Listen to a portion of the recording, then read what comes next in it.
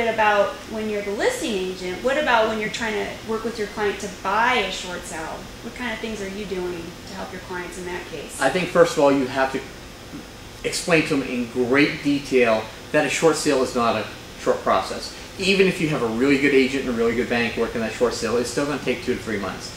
And if you don't have that, it's going to take 8 months.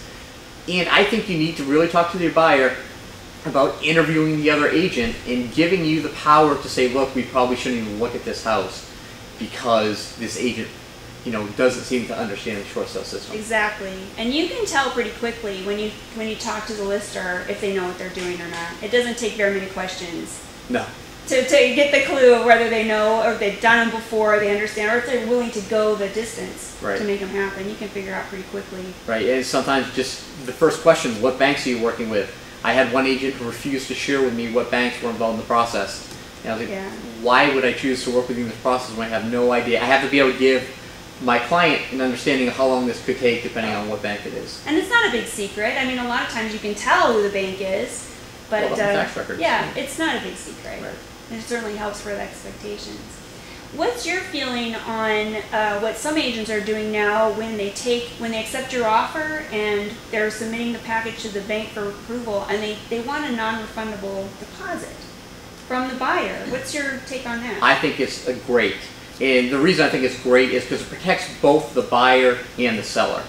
The seller wants you to, the seller knows it's not a short time frame. They want you to stay with the property while it's being negotiated. This is going to keep you involved. But as a buyer, you want to know that if you're sticking around for 3 months, that somebody's not going to come in at the last minute and have an offer $2,000 higher than yours and you get bumped. So I think it's great to protect both the seller and the buyer.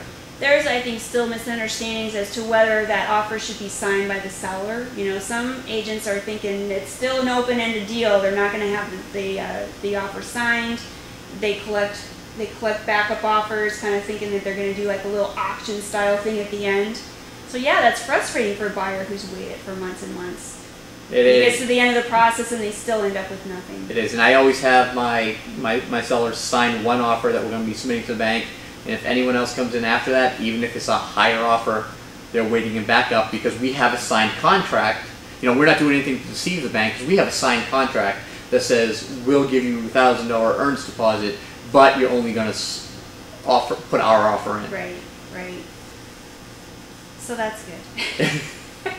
So, have you had any experiences recently where you had to do something unique to get a deal done? Yeah, I just had a deal with Chase that was really difficult. I wasn't getting anywhere on the phone with a negotiator, so I ended up just going down to the local Chase mortgage office and went and said, hey, I'm trying to get this short sale approved and I'm not getting anywhere.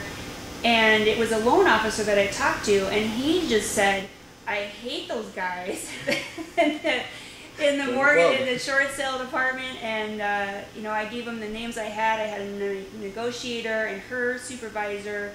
By the time I left, I had his supervisor, that guy's supervisor, that guy. I mean, I had like 3 levels up on the chain. And amazingly, when you call those people, couple rungs up on the ladder, things happen very, very quickly. It is amazing, isn't it? You know, you get in touch with the right person, you get the right result. Yeah, like the next day.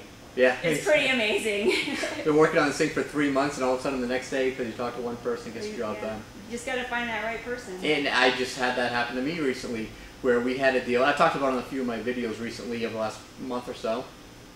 We had a deal where the house was worth about $650,000. We thought we put it on the market for that. We got an offer for that. The bank came out and just rejected it. We're not doing this. We're not getting enough money. And I was blown away because I thought we were right in the ballpark. So we had the buyer. The buyer wanted to stay in this deal and get this done. So they did a full-blown appraisal. They paid for appraisal out of their own pocket. Came out $660,000. So we were pretty close. We put in a new offer for $660,000 and submitted the appraisal for justifying. Yeah, that seems like a no-brainer. No-brainer. Denied. Again, we were talking to a $10 per hour employee, and the numbers just weren't working out. And what I knew is that she didn't know enough information about this to make an informed decision. What she had, obviously, it all comes down to a math problem. It's not a big complicated problem, it's a math problem. Do the numbers make sense for them? So obviously they must have had a bad BPO, broker price opinion, where they get the estimate value of the house that wasn't matching what the true value was from the appraisal.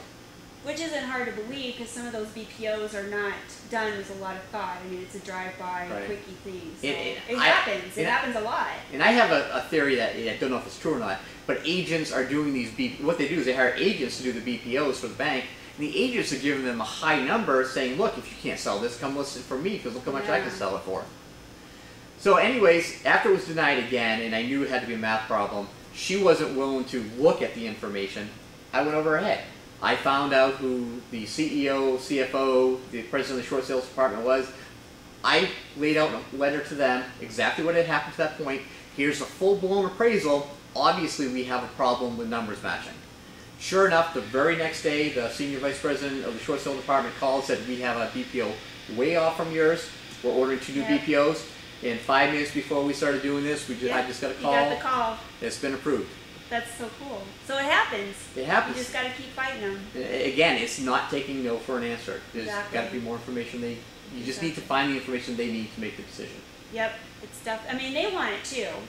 Sure. And most times they're going to come out ahead on the short sale. It's just convincing them that this is the right decision. Right. Because if they had foreclosed on this house, it's worth $650,000 now. The luxury market's still declining a little bit. They'd be stuck with this white elephant, basically. Absolutely. And all the carrying costs and everything that goes along with it, in addition to the cost of a foreclosure. Right. Because if it costs them 30% on average to do a foreclosure, what are they going to end up getting for that house 6 months from now when it actually sells? Exactly.